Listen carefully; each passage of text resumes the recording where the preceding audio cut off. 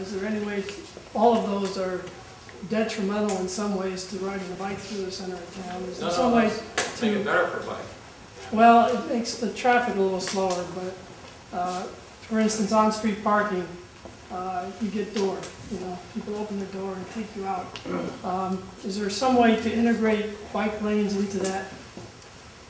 Well, what I said this morning is that if you make it small enough so that it actually feels pedestrian friendly, like people could feel like they could walk down the street and not feel like a car is going to clip them off, then bicycles feel much.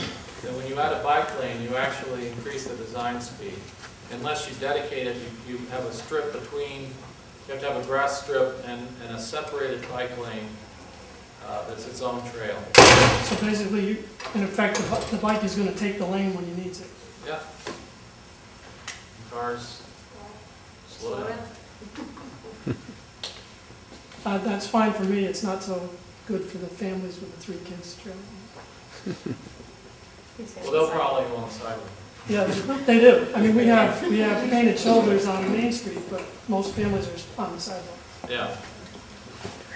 Well, I'm a walker, so I take issue with bicycles on the sidewalk. But yeah, I think kids are an exception. If you have a 20-foot wide sidewalk, it's not really a problem. Yeah, well, it should be. But there's also design speed for bicycles. I find that settlers go whizzing down the sidewalks at like 25 miles an hour. Well, if the bike's going faster than the car on the road, then the car has the right of way. Oh, really? Yeah. Like if a sailboat is overpowering a powerboat, Yeah. the powerboat has to, the sailboat has to give way and yield. Oh. Well, bikes too are exempt from all traffic signals. No, they're not. You're not supposed It to. would seem Well, that that's they the are. same. I've never seen a stop sign. I've never seen a bike stop at a stoplight or a stop sign. Well, Most of the bike accidents, and Rachel talked to the police department about this this summer, most of the bike accidents, the biker was at fault when the bike was hit by the car. Legally, you cannot be on a bike on the sidewalk in Connecticut unless you're under 18.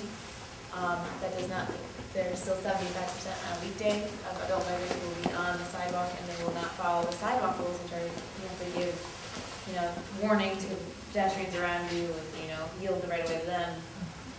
So there are rules for bikes on both, they're just not following any of them. And pedestrians don't I follow mean, the pedestrians. serious bike riders do actually follow them, and the police department was like, well, if they ride regularly and they have all the gear and everything, they tend to know what's going on. It's the people who are riding casually that have no idea. So you're saying the Whole Foods shopper is not going to have a parking lot out there?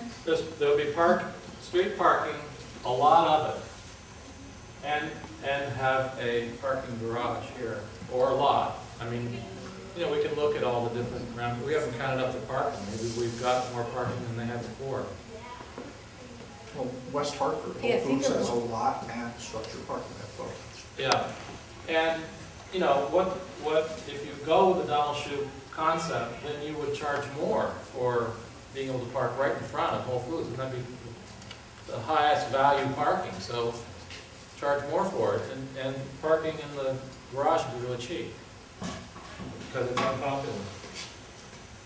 Well, it's available, so people sort themselves out. Being a neighbor to Whole Foods, I will tell you that that area behind Whole Foods, because of regulations, they can't park in them.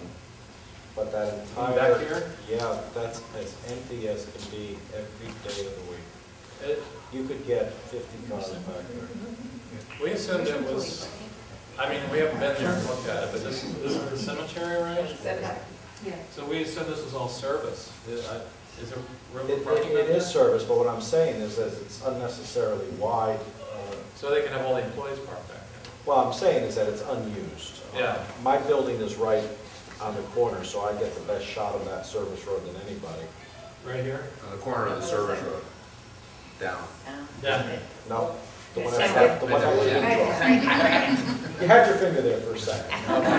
Okay. But it's just an example how you're wasting an entire paved area back there, because I don't think they can they legally park back there, Ken? Can't have it. I don't think they can legally park back there. As a matter of fact, I always said I've never once done it, but if my lot ever gets full, we always figured that's where we were gonna park. But, Because it may put some special sort of power unit or something back there that we closed, or I- something they needed. There's a fuel cell back there, Fuel yes. cell Yeah. for the fuel cell.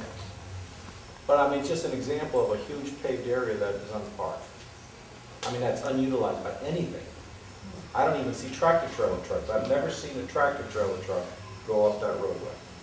And I'm there every day, 8 hours a day. My window looks out upon that area. I think the tractor trailer trucks go on the other side, go out the other side. Someone's looking, What is You're- that sign say? you're standing here. Oh. Strong Okay. Okay. So this is looking Yeah. towards Whole Foods River Park here.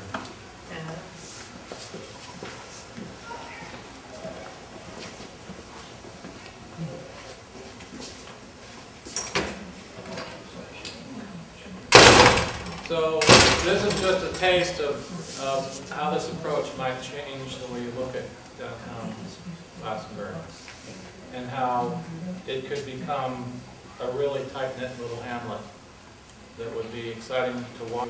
It would be fun walks. It would be a delightful place to live and work, and all those things that people talked about this morning. That would be the goal here. And it's all on vacant parking. Thank you. Yeah. I think it's wonderful.